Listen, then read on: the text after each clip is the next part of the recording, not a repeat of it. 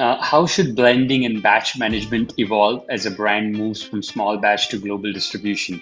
It should be similar right the way through, if that makes Mm, sense. When you start off, we might just blend, say, one batch a month or one batch every 6 months because it might be quite small. And then you might go up to where we have 10, 20, 30 blends a month. But every batch should be looked at in exactly the same way. So we will always, every batch of whiskey that we produce, whether it's single malt, whether it's a blended scotch, we sign that off against an agreed standard reference. So the standard reference is a batch of, say, Johnnie Walker Black Label that we have picked that is really representative of Johnnie Walker Black Label. It matches the standard reference from the year before. We don't see any changes in quality and consistency and character. It does exactly what we expect it to do. Then all batches that year are signed off against that. That's our standard reference.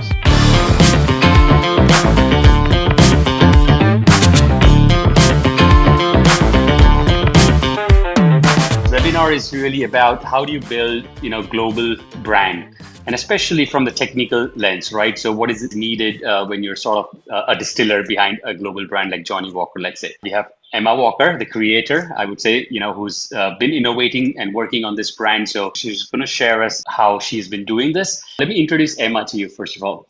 So Emma has been, brain behind Johnnie Walker, and she has been really, playing role as far as innovation of the blends and as far as, coming out with new flavors go, understanding the consumer insights and coming out with sort of what's next for Johnnie Walker, for example. And I'm sure we're going to go in the decision making on how do they come on what's next in this webinar. Emma is also our judge at London Spirits Competition, so we really thank her for the time here. Emma, why don't you give us a little snapshot about your career for the people who don't know about you? Thank you very much. So I'm Dr. Emma Walker. I'm the Johnnie Walker Master Blender. I've been working in Scotch whisky since 2008 when I first joined Diageo. So I spent about 4 years learning about whisky making, translating my chemistry skills into something useful for making whisky and understanding flavours. I got to go and work in production, so I've worked in blending, managed quality lab, Cambridge Distillery, managed Nakando Distillery up in Speyside for a year, and then came back to the whisky team and really started working in innovation with Jane Walker, the Ghost and Rare series. Managed the team for a year, so got to manage my peers, my friends in the team, which was an interesting jump. Worked on strategic projects with Jim Beverage, my predecessor, and then moved into the role of Johnnie Walker Master Blender. So I really get to work with a whole world of flavours. We're very lucky to work with over 10 million, nearly 11 million casks of maturing Scotch from across the four corners of Scotland. So understanding flavour, what we're looking for now, but also in the future, is a key part of what we do. Lovely. So when designing a whiskey for a global scale, we'll go in the concept first. Which production decisions must be made correctly from sort of early stages? It's probably different if you look at different parts of the sort of process. So if you were a company like ours that's been existed for quite a long time, say if we're to look at releasing a new Talisker or a new Lagavulin, what we want to do is look and see almost where's the gap. What is this new whiskey going to do? So is it looking to recruit new people into the world of Talisker, say? Is it looking to a particular flavour style that differentiates it from the Talisker 10? The Talisker per tree. What are we looking to do with it? Because that's really important. You need to be thinking about with a whiskey on a global scale or even a smaller scale is who's going to be drinking it and why are they going to be drinking it, how they're going to be drinking it. And one of the most important things to think about is what do you think the sort of sales volumes are going to be? Because you need to be able to look at your inventory as a whole, what you have of that already existing liquid, say how we're going to create it. Is it going to impact existing brands? So is it, if we make this whiskey, is it going to impact what we have to select Talisker 10 from? So you have to think about what you're doing now, but you have to think about the overall sort of inventory that you're working with as well. So say if you're a newer distiller, what you're thinking about is what do you want your flavour style to be? What are you wanting people to think about? What are the flavours, the aromas, the textures that you want to come through in the product that you're looking for? So you're thinking about distillery character, but you're also thinking about maturation style. So this new Talisker, is this going to be exclusively matured in ex-bourbon casks? You want it to be more a sweeter version, or do you want this to be exclusively in ex-sherry cask or ex-bodica casks? You want a richer note to balance that sort of spice and smoke that comes through. So just having that, think about what do you want the final product to be. If you're starting up, how are you creating that from scratch? So how you run your distillery, how you run your stills, your fermentation to create that flavour style. So if you want something that's nutty, more cereal, you might have a shorter fermentation. You might run your mash tun so you get a cloudy wort coming out of it. How you run your stills to make sure you're really sort of ramping that style up. Or if you want a sweeter, fruitier flavour, you'll have a slower filtration out your mash tun, so you've got a nice, clean, bright wort. You've got longer fermentations, pick that right sort of fruity style. You've got a longer distillation, more copper contact to really emphasise that. And then you might use, say, more refill cask, or because you really want the sort of distillery character to shine through. But if you want more of a balance of maturation and distillery style, then you use more active cask, so you get more of that sort of wood extractives coming through. So you're really thinking about, are you working with something new, something you've already produced before, but you're using it in a different way?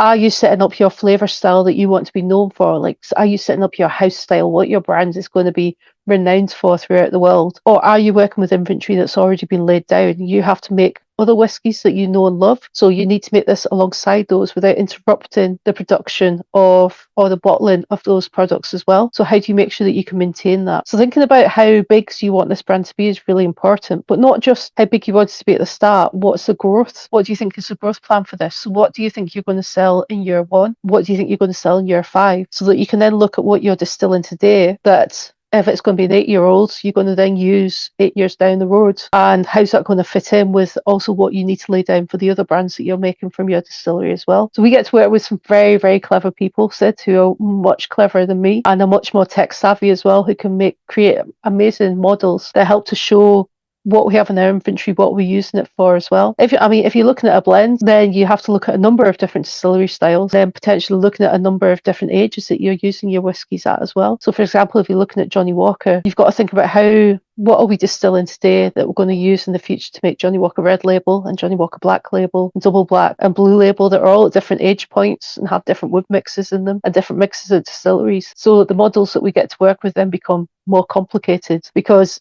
if you think about it as a simple Excel sheet, and I like Excel, I can cope with Excel. Power BI and different things are a little bit above my ken. If you're thinking about a Talisker, you might just have one row in there because it's Talisker. You might have a couple of rows because it might be Talisker 10-year-old, Talisker 8-year-olds, depending on what you're wanting to put together. But what you're then thinking about is the different cask styles, different maturation styles above the top. So you start to build a picture of what you want to do on paper before you actually then start to work with it as well. That's great. I just want to have a follow-up question on that. Where do people get it wrong? Like, where you should prioritize 3 or 4 things and where they end up prioritizing and then realize, One of the big things that we definitely look at when we're thinking about producing whiskey is consistency. And that might be seen as being quite a bit of a boring thing. So making sure you've got the right quality and the right consistency sort of through set time periods.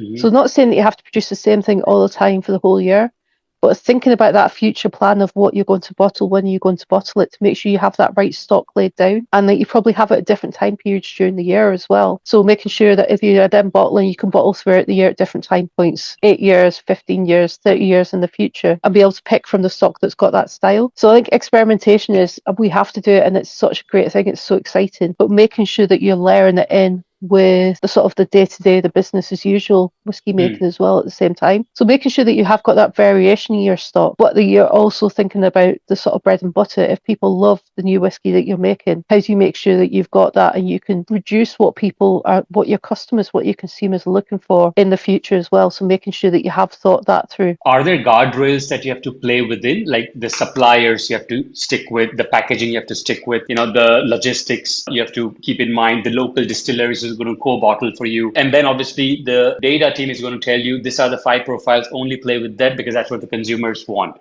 And now it comes to the distiller in sort of going in the next step. So how does that work? When we think about, say, making Johnnie Walker Black Label, people think that we've got a very set recipe, and it's the same with sort of Talisker 10 with Lagavulin 16. They think it's you have to have exactly 10 casks of A and 25 casks of C, 3 casks of X that come together. But what we're actually doing is we have whiskies will be sort of sorted into flavour styles, and we know within those flavour styles that we've got so much sort of space, how those different whiskies and different maturation styles come together.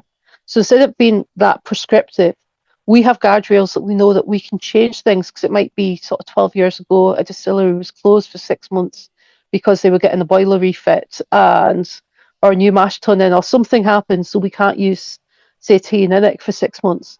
But we know that it's not as simple as taking T9 out and then using liquid. It might be we take T9 out, we use liquid, we use small Glenlossie, but we've got to change the maturation profile slightly, sort of match that, so we still get the recognisable Johnnie Walker Black Label, but we do it in a different way going forward. And I think that's what's really interesting. And we do that not just for our blends, but our single malts as well. So instead of obviously changing the distillery, you might change subtly how you're looking at maturation style. So you can even get some of that variation depending on what time of the year your spirit was laid down. So you get a different sort of start to your maturation in the summer than you do in the winter. So that's knowing different impacts, those different sort of almost environmental impacts on your inventory, sort of helps you to make sure that you're producing something consistent going forward. So I think knowing the different constraints, because it's the same as like you were saying with the suppliers, it's like we have to have so many different suppliers because unfortunately in the world that we're living in, if we just work with just one single supplier for something and that something happens to that supplier, for example, if it's a glass maker and there's a fire at the glass production plant, then we've got a challenge that we can't have those bottles coming in. We've got to be able to work with that. So we always have to think of contingency planning. I think contingency planning, again, it doesn't sound interesting. It doesn't sound sexy, but it's still a really important bit to do, to think about. If you can't get X, what are you going to get that can keep your production going with a minimal disruption to the flavour style to what you're looking for, and to make sure that it's still working in the right way. And I think that's a big thing that is part of the sort of whiskey process, the whiskey production processes. It is relationships. It's building relationships with suppliers, understanding so they can understand what you're looking for and you can understand the constraints that they have. So you're all working together and it becomes much more of a symbiotic relationship rather than always sort of supply and demand. It's you can make sure everything works in the right way. I think this may be a similar sort of question, which we've already touched base a little bit. But if we can go deeper into this, let's say year five, the volumes have been so big now, and then you have to reset your way of doing things. How are the scenarios played, and what do you do in such cases? I mean, that's something that we do every day is we're always looking at that balance of what have we got in the inventory, what do we think we're going to be selling, Hmm. how do they match up against each other. We also need to look at it as, so are we selling, is everything selling in the same sort of proportions that we expect as well? So if we were to say the sales of Johnnie Walker Red Label increased, we need to also then look at and say what impact is that going to cause when we come to bottle Johnnie Walker Black Label? Because if we use more of the sort of the distilleries, the whiskey that we've laid down for Red Label, that starts to eat into what we plan to use for other whiskies in the future. So we're always looking at how's our inventory looking, what do we need to do? Do we need to tweak something? Do we need to do a subtle change to a recipe? And I'll keep on using that word recipe, even though I said that we don't have set recipes. But do we need to make a change that will be continuous, that will be manageable, and that we can't pick up a difference in the flavour and the quality, but do that so that we're making more sustainable whisky as we're going forward as well? And I think that's something, if you look back at the history and the heritage of Scotch whisky making and blending, and again, when I'm saying blending, I mean for single malts as well, is that's what we do, is we look and see what we have at our fingertips. We look and see what we're going to have at our fingertips for the next 5 years, 10 years, and we look to smooth that. And we also need to think about it in that way. If we have a new product that comes in and becomes much more popular than we think it's going to be, we need to make sure that's not going to cannibalise our existing products. So if you had a new Johnnie Walker that comes in, like Gold Label Reserve, when we start producing that, we need to make sure that's not going to have a detrimental impact on Blue Label and Black Label, that we can still make those whiskies, but make this new whiskey alongside it as well and give it space to grow and stretch.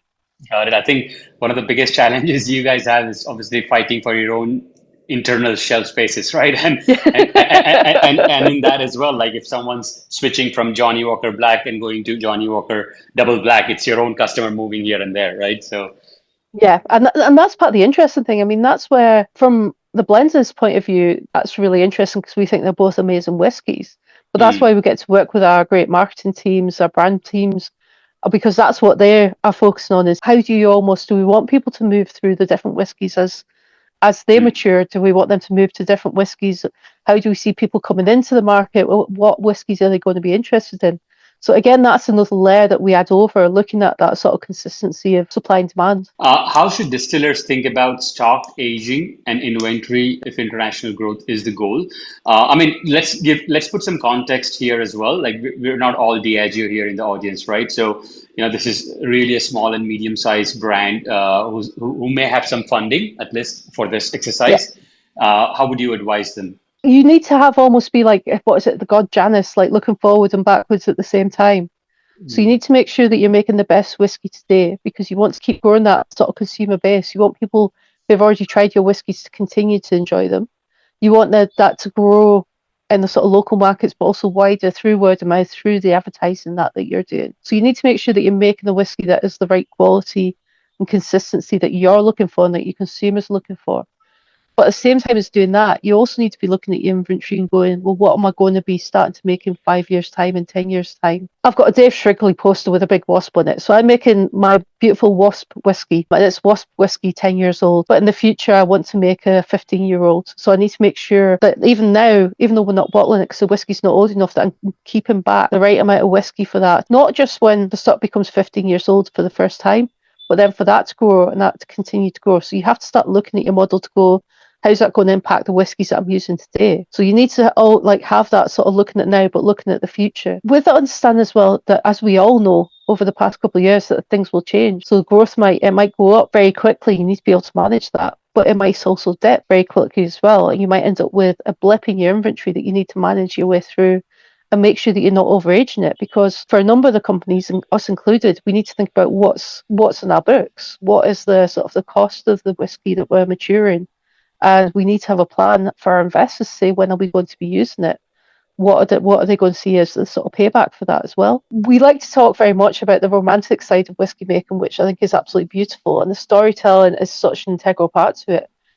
But we do need to think about how we balance the books and show that we've got a strong business plan and that we're thinking about what's going to be coming next and making sure that we're planning for growth. So you need to have a bit of extra sort of room in your inventory so that you can accommodate growth when it comes. But you also need to make sure you've not got too much growth in that inventory and that you mm, want it to almost be smoothed.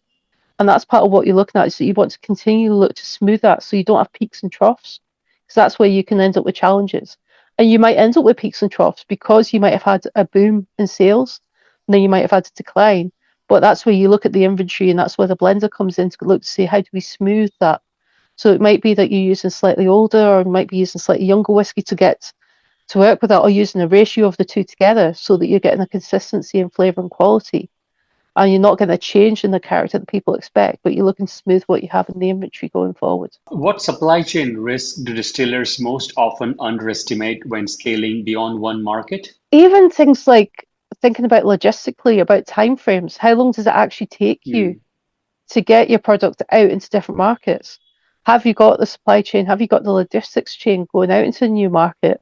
Do you have the contacts there to make sure it can go in? Do you understand all the regulatory challenges? So do you need to have a change in your labeling because it's going into a different market? Is there different things that they look for legally and the size of the labeling and what you have to have, the information you have to have on your label? You can tell I've got this at the top of mind for a new project that I'm working on just now. But I think we do sometimes underestimate how long it actually takes to get products into market, like whatever all the logistics. How is that connected to the distiller? Meaning the consumer preferences have changed? Is that what the connection is It here? can be consumer preferences change, but also if you've got an aged product, you might have if you're putting it into a new market, your market person there might say, we need this to be bottled, this 10-year-old whiskey, we want it in 6 months' time, so it has to be bottled now. But Mm, you need to think, have I got that? Is that whiskey now 10 years old? Can I bottle it now? Or do I need to wait another 6 months before it reaches the right time point to be able to get that? So making sure you've actually got that whole sort of supply chain lined up to go, what are the things that I need to do? And making sure you've got the clear communication plan as well. So that the people that you're working with, they know when is the sort of minimum time you can do that in. It sounds like quite a small thing, but especially if you're looking at an aged product, making sure that you know exactly when that volume that you're looking for is going to come of age, can go into bottle. And for us, we often think that's it, finished then, but then you've got to have all the export part of it going on that then takes extra time as well. So I think especially if you're a small company and looking to sort of expand, it's making sure you understand what those sort of longer term, that sort of export part of it brings into the business. What it is more complication. and it Hmm. needs to be built into your timeframes as well, which I don't think is always thought about. One of the things that can be a challenge as well is selling to one market, selling to different markets. Again, I'm always thinking about timeframes. Is if you're doing the finishing for a product, is the time frame for that finishing built into the process as well? So have you built in time for actually the procurement of the cask and getting the cask to you? And then for you to do the quality assessment, getting the liquid filled into the cask in the time period that they need to be filled into the cask to get the right flavour profile before it can even go into bottle. All these things just it adds up, and it does add onto that sort of time frame. And not everyone in your whole supply chain, from yourself out to the market or your new market, will understand that. They might think they can just say, well, we need an extra 100 cases, or we need an extra 10,000 cases, and we need it by next week. I don't have that liquid laid down. And that's part of what I'm trying to get across, is you need to be thinking longer term, especially if Hmm. your production process is more complex and there's added steps in there, like cask finishing, like a special blending or a vatting or marrying time. That needs to be understood right the way through the sort of supply chain. And it Hmm. also needs to be understood that if you're getting figures from markets from other places as well, saying that they want 100 extra cases, that's got to be a realistic estimation as well. They can't then suddenly go, oh, we've reduced that down to 50, because that's then going to impact with this what you've laid down and what you've planned and what's coming through as well.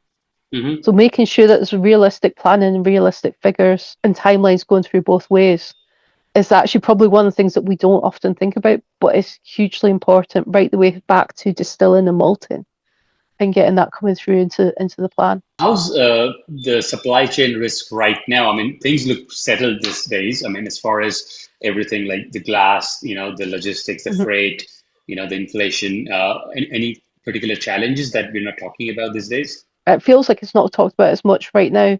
We are still looking at sustainability and how do we make products more sustainable? How do we make glass bottles more sustainable?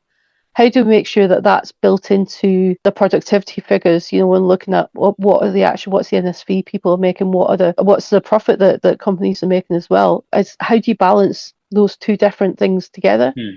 and make sure that they're both going towards the same point in time? I mean, every year in whiskey production, we have the added bonus of having to wait and see what's the crop going to be like, what's the harvest going to be like this year. Is it Hmm. going to give us the yields that we're wanting for this year? Was it too wet last year? Was it too dry? Was the timings of the season changes not as expected? So are we going to see lower yields? Are we going to see other challenges like processing challenges? Is the malt going to come out harder? Is it going to take more grinding? Is the grist going to be as easy to manage? That's not a sort of we've done it this year and that's a set. That's a continual. Every time we get a harvest, that's got to be looked at. It's got to be processed. So we're very lucky in Scotland that we work with the Scotch Whisky Association and the Scotch Whisky Research Institute. Does a lot of work looking at predicting what the harvest is going to be like, doing a lot of that work for the industry as a whole. And I believe that's the same. That's now becoming similar in England and other parts, other whisky making countries as well. But I think that's a big important part that we don't, even downstream like myself at blending, we don't always think about how's that going to impact, how's that working this year, and what's that going to impact for the future for us. So I think making sure that you've got that connection sort of almost end to end and Hmm. thinking about that, because there might be something that happened in harvest that's going to impact how we blend 12 years later. So making sure you've got that noted with, so if you've got new make sort of sensory data, have you got the other challenges that are there as well? So just a note for yourself so that you remember when you're a bit older and more doddery, that this was a challenge then. So make sure you're watching out for it and you're seeing how that's maturing through. Just one current scenario, maybe let me ask you, things Yeah, like this, especially in this dynamic sort of trade carry forward or new partnerships world, where we saw that just about 2 weeks ago, let's say India, which is a good whiskey consumer as an example these days, is a growing market and has announced a free trade deal with UK and now US, for example.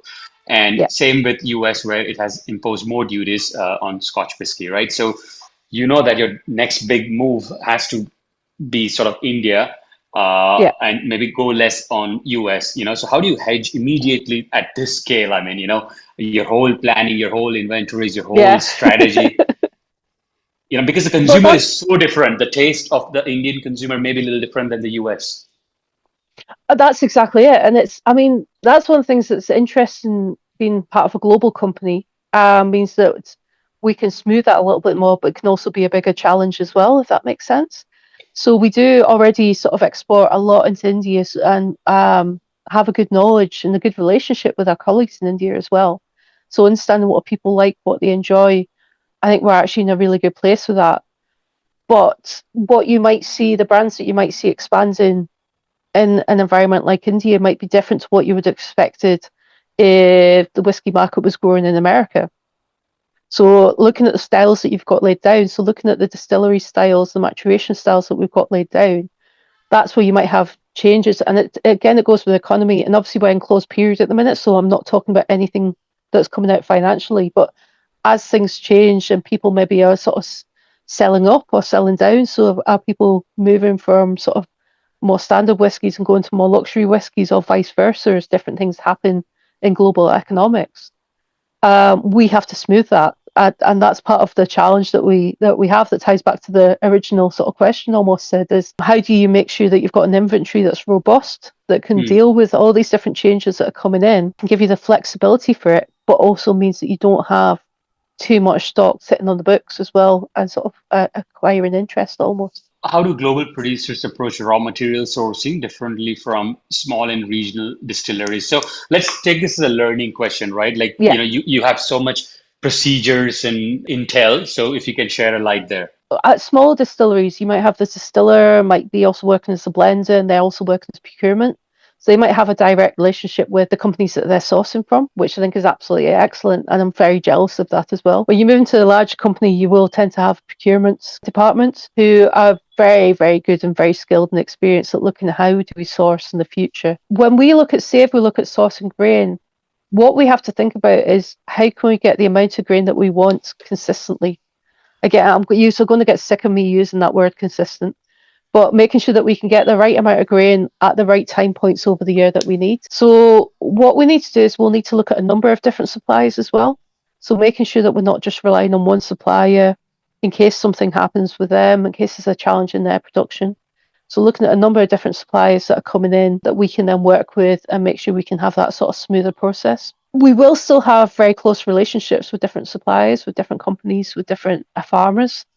But I think what we do lose some of that personal relationship. I think as we go along, that sort of moves out a step. What we might need to do as well is we will have to plan, because of the scale that we're looking at, we do have to plan a few years in advance. So we might look at things like, there might be things where we might have, because of the scale that we're looking at, we might be able to set prices for X number of years, but then also have the sort of variation price coming in. We might have set price for a certain volume and then variation price. So try to almost hedge our bets a little bit about what's going to happen to the price of the raw material coming in, which I think is something that you'll see. That's how business works across the board. But we still also then need to work with, if we're looking at experimentation. So quite a few years ago, we started working with rye again as well. And we released high rye, Johnnie Walker high rye in the US market. We had to look to get that into production years before our market was asking us to look at it. And we had to start learning again how to produce with that and bringing that in. So working with suppliers that we normally work with in grain, but working on a much different scale to what they expected us to be looking at for this as well, because it was experimentation. So I think sometimes the smaller distillers will have a better flex with that and be able to sort of maneuver in that space. I mean, even some of the suppliers, some of the people I know that are making whiskey, they're their own suppliers. So they might be in estates production. So they're making whiskey. They know exactly what they're supplying because they've been growing it all year. And then they know when the harvest is coming in, so when they're going to be doing production. So being able to have that very end to end, you can see huge benefits to it, but you can also see challenges if you have issues on the estate over that year as well. With this recent activity, a lot of people have moved to a little bit of hedging into the local sourcing and not just relying on China or other international routes.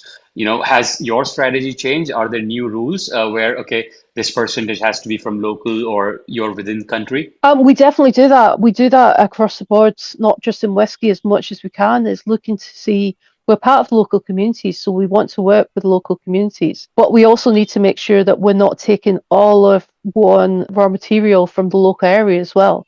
So if we Mm. were to take all of the wheat from a part of Scotland, that would then impact things like food supply and that as well. So we need to make sure that we're working again in that symbiotic fashion to make sure that we're getting consistency. We're taking from different suppliers. We're not taking all of one sort of food source essentially from an area as well. We have to work with trusted suppliers. There's a lot of checks that we have to do, sort of finance, regulatory, looking at legal checks and different things to make sure the suppliers we're working with are trusted suppliers, And good I assume standard. size would be one of the big things, right? Like they have to be a big supplier, Not meaning, necessarily. So if you think about, so very recently we did the Johnnie Walker luxury launch of Johnnie Walker Vault.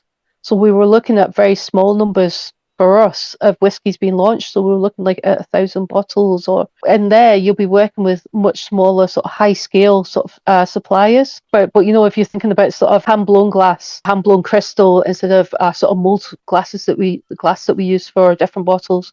So scale isn't always the thing that we're looking at. It's looking at that they've got a tried and tested process, that they've got the right quality, right consistency.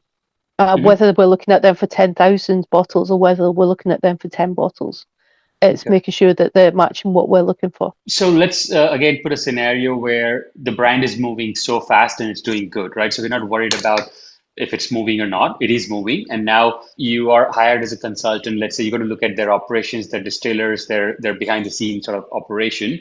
What operational signals tell you if a distiller is actually ready to scale? And if not, what are the things that you would advise them to get up and fix first before they put the fuel on sort of the fire? One of the big things, again, I'm going to bore you and say, is that quality consistency. So the scale that they're at, are they able to really control that distillery? Do they know that distillery inside out? Mm. So they know exactly how to produce what they're looking for. So if they want to produce something slightly different, they know exactly what parameters that they need to change and how to manage them. Because I think you need to almost know your baseline Mm. amazingly well. You need to understand that inside out, so that if you are then going to scale up, so say going from 5 days to 7 days, you really understand your process. You understand then what challenges that's going to bring. If you are going from 5 days to 7 days, 5 days, you're going to have 2 days of longer fermentations because you're not sort of distilling over the weekend, but you're changing that. You're going from you distilling every day. So getting that understanding, the distillery understands what that's going to potentially change the profile.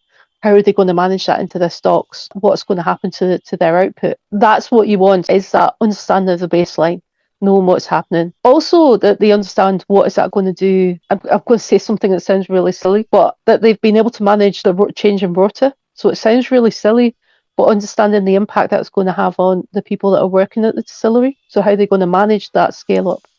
So making sure they've got that sorted. Is there any changes in what the workers need?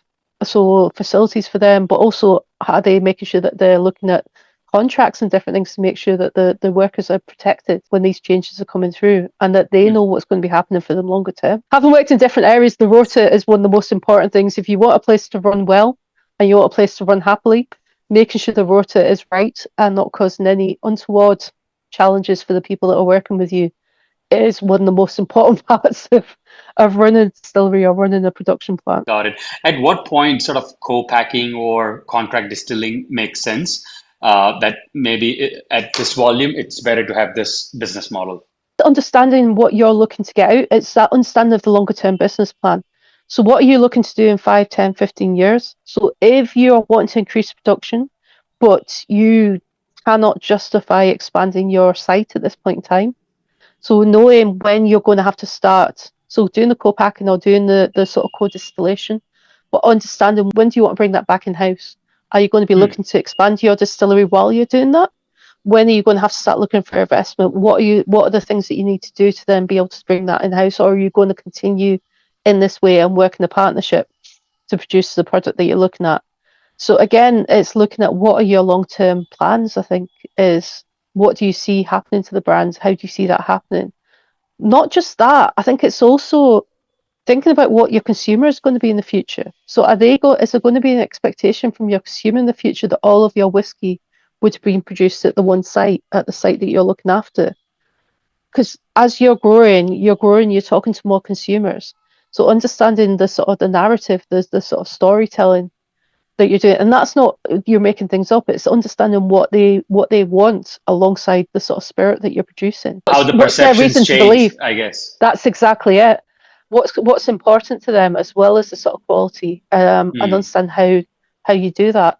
I mean, working with third parties is fantastic. We work with some great third party bottlers. For example, if we're looking at different size bottles, things that we don't run traditionally down our line. So if we're looking at smaller packaging and different things like that, mm, and they might be set up to deal with that with amazing confidence that at this point in time we don't have. So being able to work with different partnerships, being able to look at bottling and producing in different ways is always really interesting, and making sure that you've picked the right partner to do that with as well. So mm. seeing if you have a sort of shared ethos, a shared thinking about how you want to produce things together. How should blending and batch management evolve as a brand moves from small batch to global distribution? It should be similar right the way through, if that makes Mm, sense. When you start off, we might just blend, say, one batch a month or one batch every 6 months because it might be quite small. And then you might go up to where we have 10, 20, 30 blends a month. But every batch should be looked at in exactly the same way. So we will always, every batch of whiskey that we produce, whether it's single malt, whether it's a blended scotch, we sign that off against an agreed standard reference. So the standard reference is a batch of, say, Johnnie Walker Black Label that we have picked that is really representative of Johnnie Walker Black Label. It matches the standard reference from the year before. We don't see any changes in quality and consistency and character. It does exactly what we expect it to do. Then all batches that year are signed off against that. That's our standard reference. So we'll have that. Our bottling halls will have that as well, because they'll also assess liquid against that. They come back to us because we know and we can taste it on site as well. So when we're looking at batch management, it's not just about nosing, you need to look at tasting as well. So that's another important thing to think about, especially if you're working with third parties, is are they able to actually do the tasting at site, or is their mm, site set up just for nose evaluation, for sensory evaluation? Doing that right the way through, making sure that you're tracking how your blending is going. So making sure that you're not getting slippage in sort of recipe as you're going through. So making sure, and that's where the standard reference helps, is making sure that what you're making today is what you would be making 10 years ago or 10 years in the future. So making sure that you stay true to your consumers and you stay true to the heritage and the brands that you're working on. I think what happens is it just becomes more scaled. A lot of it is around the governance. So again, off the romantic side and onto the more administrative side is making sure you've got the records, making sure that you are tracking this, making sure that you're confident that if you can go back and put your hands on your heart and say, this is the same as the batch that I did before, and you've got the dated records, making sure the people that are doing the assessments and managing the batches are trained as well. So whether that's in sensory, whether that's trained in the production process. And again, part of the governance is making sure that that training is captured as well. I think scaling the team is also important, right? So would love to Yeah. know who are your direct reports, who you report to, and at this scale, how do you keep scaling your team so you focus on the most important and the next most important thing that has to come as you scale, right? So Yeah. why don't you walk us to what are your main actually KPIs, let's say right now, and how is your structure? We're a team of 12. We've actually got a couple of extra people at the minute because we've got people on family leave. So even our team keeps on growing in size in terms of family size and different things as well. So when I first joined the team back in 2008, I think we were a team of about 8 back then. So the team has grown, but we're staying consistently at this size as it is. That whole team looks after all of our single malts, all of our blended scotch, our single grains. So we work right the way across. And we don't tend to have people that just work on blends or just work on Johnnie Walker. You'll have someone that will work on, so they'll select casts for a couple of different single malts. They'll also work on a blend project and innovation. They'll also work, and they might work on Johnnie Walker. They might also work on a Buchanan's project as well. So we want to make sure that our team has got skills right the way across, and what you learn in producing single malts, you take into blending, and vice versa as well. So we just get a better depth of understanding about all of our distilleries, all the maturation styles we have, our inventory as a whole, how that comes together. The way that we work is we tend to have, there'll be someone in the team will be a sort of liquid lead. So we look at the sort of liquid development. We've got another team of brand change managers who are very, very gifted and talented, who they work to bring the project together. So they sort of manage us per se, making sure that we stick to the timelines that we need to do for the admin, but also for the project. But they then will do the liaison with the brand teams and marketing teams, and they bring together all the sort of dry goods suppliers. They bring in all the plan of when it's going to go down the bottling line, production line, and bringing all that together. So they are pretty much, they are wizards. I still don't understand how they bring that all together, but I'm very happy that I don't have to do all of that side of it. So we will have a liquid lead And what we might do is we might have someone partnered with a more senior member of the team. So it could be with, say, myself or Craig Wilson or Craig Wallace in the team.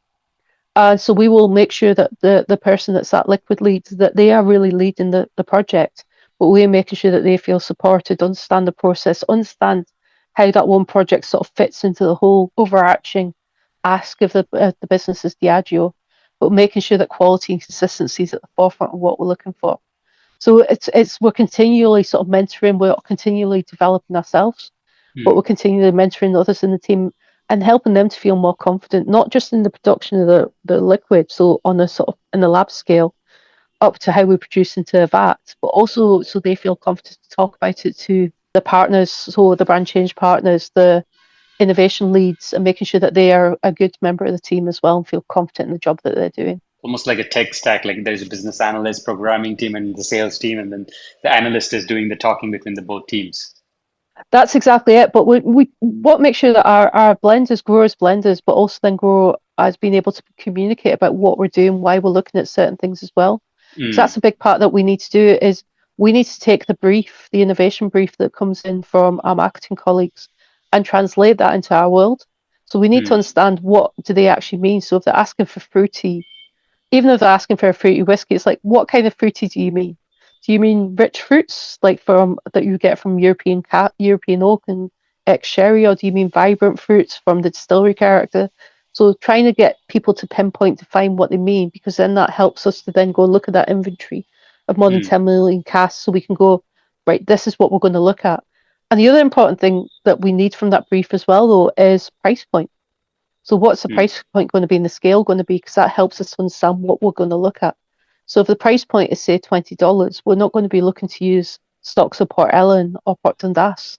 And there we need to make sure that everything is sort of balanced out and we're using the right inventory at the right time. Let's say what shortcuts or compromises tend to cause the biggest problems later in for fast-growing spirits brands. I know consistency is there, Yeah. which Oh is yeah. the answer for this. But apart from that, what are the two or three things where you think they compromise? Like look, changing production timings over at distilling without thinking through the impact it has on flavour. So if Mm, you go from 5 days to 7 days, or you go from 2 shifts to 3 shifts, it's making that change without understanding the impact it has on the sort of the output, the spirit, the quality, the flavour and texture. If you get asked to grow a brand without having the time to think about the impact it has on the rest of the inventory and the other brands as well, you might have someone that you need to work with that is focusing on what the cost of something is and wanting to make sure they've got the lowest cost. We always hold the line and make sure that we need to make sure that the quality matches what we're looking for as well. So trying to get the right balance between those two. If you don't get that right, then that's just going to lead to different challenges and difficulties down the road. so that's an important one. Like making a good one at a cost, is the challenge. Yeah, and you might have a great whiskey, but then you might have someone saying we need to cut all these costs, but you need to make sure you still have your integrity and that you're making a whiskey that you're proud of. Mm, Or it might also be someone comes in, like you said before, you need to have the right figures. So someone might come in and say, we're going to sell 100,000 cases of this by year 3. So we will look at how you create a whiskey for that in a very different way to say, we're going to sell 1,000 cases of this by year 3. You're looking at it in a very different way in the inventory. So realism, people not being mm. realistic in their outlook is a Yep. huge challenge. So just leading on that same question, where something just can't be reduced anymore, let's say, right? Do you do a trade-offs and you just tell the commercial team it can't be made at this price? This taste profile That's is, yeah. what we need to be able to do, and I think this would probably help some of the people on the call, is being able to show quality, being able to show sensory data, being able to show these things in a visual way that makes sense to people that are not coming from a sort of scientific or a blending background as well. So being able to visually show if you make it in this way with this cost, this is Hmm. the feedback you Interesting. get, this sensory data. If we do some this change, this is what you see. This is the cost, like the sort of quality cost that you're seeing. So I think one thing that you always need to think about is you are communicating with people that have different pressures on them, have different things going on, and you're looking at the world in a different way. So you need to think about how do you it's like for any scientist, you need to think Hmm. about how do you translate what you're doing in such a way that the person listening can understand the point that you're trying to get across. Hmm. So it's a lot of time that's something that we don't always think about as distillers and blenders. but it is what is the message you're trying to get across. So what are the three headlines that you're trying to get over? How do you get that across in a way that is supportive, that is showing that you're looking at this in the right way, but also that is very clear on where the sort of line is as well. On the volume pressure, I mean, we don't. I'm not looking for a diplomatic answer. Maybe you can give me a real answer. Let's say if there is a real pressure, and you don't have to. If there Yeah. is a Walmart order just came in and a Costco order, let's say, well, not even Walmart, Costco order came in, and there is immense pressure to deliver that, and obviously you know that it's going to affect the quality. So do you absolutely be transparent and say it can't be done, or how's that game? How do you handle that Well, pressure? when we do that, we're almost a step back from that. So we've got a lovely inventory team. So they'll look at the Mm, planning figures that come in. So it sort of gets grouped together, if that makes sense. But we do get that where people be like, well, we need to get this now. And like we said before, if it's an aged product, they might be asking for it sooner than you can actually bottle. So it might be important for their market, and they've said they need this for October, November, December. But if you've got, say, the Dalwhinnie 15-year-old, that's not maturing until November because mm, of the way the stocks come through. That can't come through. So what you need to do there is make sure you're looking at your inventory well in advance. So and highlighting if there's going to be any challenges. So highlighting to the key people that this cannot be pulled forward. This is what needs to be looked at before it becomes an issue. I think is mm, really important. And it's the same, we would never look at producing something to be lower quality. It's just not something that we can't physically do. What our teams would look at doing would be rearranging some of the other orders that come in. So mm. it would be our other teams that would look at who would be the priority for getting the stock at the right time. If a distiller wants to build long term, it's a generic, just based on your experience, you can share this. Wants to build a long term global success, what should their three priorities be in the first 5 years? I mean, we can broaden this question. Like, what do you think would can be their priorities building a true global sort of Yeah. company? I mean, I'm going to ring my bell again. It's quality, Hmm. consistency, they're always at the forefront. Staying consumer focused. Hmm. We can all talk about producing amazing whiskies, we can talk about being the most sustainable whiskey, but the key thing you always need to keep in mind is who is the consumer, why are they buying this, and will they keep buying it? You always need to keep that in mind of who is the consumer, what is the reason for why are they buying this, and what are their expectations. So I think that's always a priority, the thing we need to look at. And sometimes it's very easy to lose that. You made something amazing, right? Let's imagine, and it's on the shelves of Tesco, Yeah. and they gave you this 50 test stores, and sales did not come through, pull through did not come, and it did not move. So, do you respect the market? Like it is what it is. Like it just did not sell. That means that consumers did not like it. As a company, we would need to look at, so it'd be us, it would also be the marketing team, so it would be the global brand team to say, right, this is a good liquid. What didn't work? So was it we didn't advertise in the right way? We didn't promote this in the right way? Did we not talk to bartenders? What Mhm. was the thing that sort of blocked this? Was it the price point? Was this priced in the wrong way? So you go back and you look and see what was the thing that caused us a challenge. Was the market saturated at this point? Well, this is a great product, but we brought out this at the same time as Chivas brought out something, at the same time as the local distillers in the area brought out something that was in a sort of similar place as well. But That's something who's that to validate at a scale that this is a good product? Isn't it actually still the end consumer? it's still the customer and the consumer, but you can have the world's best whiskey, but if no one's Mm, buying it, mm, it's very difficult to, like, you can have an amazing liquid, but if no one's buying it, it's not a great product. But mm. that's what you need to look at, is almost that Understood. holistic, that overall, yeah, if you're confident you made a good whiskey, then we have done what the brief was to us as blenders. But it's Mm. not just about that, it's about where does it fit in the overall world of the products, that type of product at that time. So we do So, have to look at that a lot. Where we see things like where when we're looking at the performance of Johnnie Walker Black Label, we have to be very honest with ourselves and go, why is that dropping, or why is that growing in certain ways? What's working in that mm, area and not in this area? And if you just focus on what you're doing as well, then you become too narrow minded. You need to look at the wider mm, framework as well and go, what's happening both at a sort of macro level, so economically, but also what's happening in the local area and that as well, that's impacting that. And also, mm. what is the area where it's doing well? What are they doing? What can we learn from that? that we're not doing in other parts of the globe as well. What are you learning, Emma, these days? Any skills that you are sort of uplifting, even with AI? Like, are you guys playing with AI? Anything that you are learning? I would say in our team, we are looking at sort of machine learning, we're looking at that sort of data management. What we want to do is we've got so much data that comes in. You've got all that data you get from the distilleries, from the maltings, sensory data at different points in time. We've got data like from bottling planning, market planning, different things. That's what we want to look at, is how do you look at that and how do you get insights from that then help us. We also want to look and see, is there things that we can use AI for that simplifies our job, in the day to day.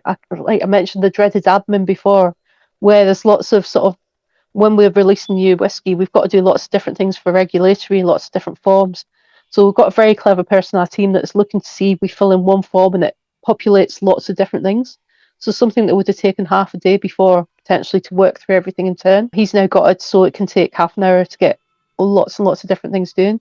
So what we're looking to do is use the tools in the right way at the right point. But in the way that a lot of people think about AI and different things is they're just tools. We have to have the right information going in, and you've got to be able to interpret it in the right way to get good things coming out of it. They're not a magic panacea that are going to fix things, but we need to make sure that we're setting things up in the right way for the future. Lovely, Emma. Thank you so much. I'll give the mic to Ankita here. Thank you so much, Sid. Thank you, Emma. I'll start with the question that come right now because that will continue the conversation. So, Emma, you said you usually tell a story to report your data. So, how do you form that? And is it done quarterly, monthly, or yearly? All of the above. It depends what we're talking to. So we have to do this continually. For example, if we're talking to the head of Scotch production, so Kadara Ullman, there'll be things that we'll report to him on a weekly basis, on a monthly basis, a quarterly basis. And what we're looking to do is, so like a lot of other businesses, we're using like Power BI dashboards a lot. So we've got very clever people who can understand how to build these, which is definitely not me, but where it's taking information from different parts of production and bringing that together into one dashboard that shows things in a really sort of graphical way, a very clear way that everyone can sort of understand. And I think that's what we're looking to try and do, is make things very clear, very visually clear for people to understand, so that you don't have to go back to basics every time that you're talking to someone, but making sure if they want to dive into it in more detail, we've got the ability to be able to do that and show more of the sort of actual data analytics in the background as well. If you have to advise a small distiller with a great liquid but a limited capital, where should they focus with their next 100,000 pounds? Oh, I mean that would really depend from distiller to distiller and depending on what part of the journey that they're on. But I think even before you're looking at investment, is looking at sort of communication, looking at your sort of stakeholders. And again, I hate that phrase, stakeholder. I remember all the way through doing my degree and everything. It will always sound like such a dirty word, but it's just like reaching out and talking to people, other people that are being in the position that you're in, whiskey writers, bartenders, people that are of influence at different places, and understanding what are they seeing, what are the thoughts on trends, tying into people like Becky Paskin, Dave Broom, different things, just what are the different insights yourselves, these podcasts, what are the things that people are seeing and talking about. I mean, we're very lucky where we have like Diageo World Class, where we can tap in and see what are trends that are happening around the world, making sure that you're thinking about things in the right way, but also talking to people that can give you advice on the right things. Because I'm not going to say you should go and spend it all on marketing or A&P. It's again tying it back with, what do you think? Where do you think you want to be in 5 years' time? What do you want to be doing? And it's almost doing that gap analysis. This is where we are. This is where we think we want to be. What are the things that would directly help us to do that? So I think it's always looking and finding clever people that can help you with that. You don't always have to create something new every time. You can learn from what's come before and what other people have done. So the next one is, if you were forced to remove one growth lever, like new SKUs, new markets, any heavy marketing spend or new distributors, from a small distiller's playbook entirely, what would they be? But I'm very much not an expert in marketing and sort of and trend analysis and different things. But I think the advice would always be is look at, as I say, look at what are you wanting to achieve. What is the really important things to you, and sort of you stick to those. Like we've seen it with different people where it might be, do you want to invest in the getting more people actually to your distillery because you've decided that the sort of word of mouth, the visitor footprints, that's a really important thing. That's how you're growing. So you might then look at investment in a visitor centre, like more investment in a visitor centre, having different tours, different things that are going on. But if you've decided that you actually want to grow your market more in other areas of the world, I know that some of the smaller brands, like they've got amazing space, like Nick Neen, I think in Germany, different things. It might be you want to invest in that market. How do you grow that, or what do you see being the next market after to that? So is it still in the sort of Northern European, or is it in a different part of the world? How do you think about that? So I think it's looking at what's important to you and what can you handle in your heart.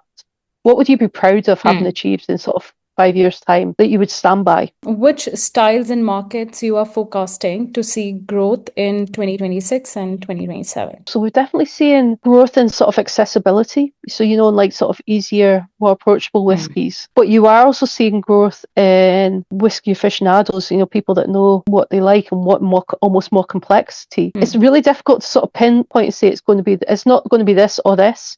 You're seeing it in both ways and seeing how that grows. I think, again, economically as well, for a few years, we've seen lots of premiumization. So lots of people sort of stepping up in brands. We're seeing that sort of settle. There's lots of conversations around what's the world of luxury sort of looking like. And I think that, again, is starting to settle a little bit. I think the very, very rich are always going to keep spending. That's what they do because they have that at hand. So if that's the space that you're working in, it's making sure that you're showing up in the right ways in the right places. But I think for us, it's just being able to flex between the different areas. So being able to flex in the sort of into the standard whiskies as well as premium whiskies and luxury whiskies. If you're able to do that, is very important. And if you're focusing in one area, it's just making sure you've got best viewpoint of that and the connections into that space, that world, so you can understand how you can expand your base within that. Because someone asked about consumer insight. We do work a lot with consumer insight, both within our marketing teams, our global brand teams. We also do a lot of consumer insights around flavour as well. So where we have what's your whiskey, like sort of a Johnnie Walker experience, and there's lots of data collection and looking and seeing what are the styles, what are the things that we're looking at around the world. Nice. We're also very lucky that we get to work with our brand ambassadors and with Diageo World Class to see what are the trends that are coming in terms of drinks and bartenders that as well. Do you publish those insights somewhere? No, it's just for the internal consumption, I believe. A lot of it will be for internal consumption. There will be some that is published. Sometimes just us trying to find it can be the most difficult part. Yes.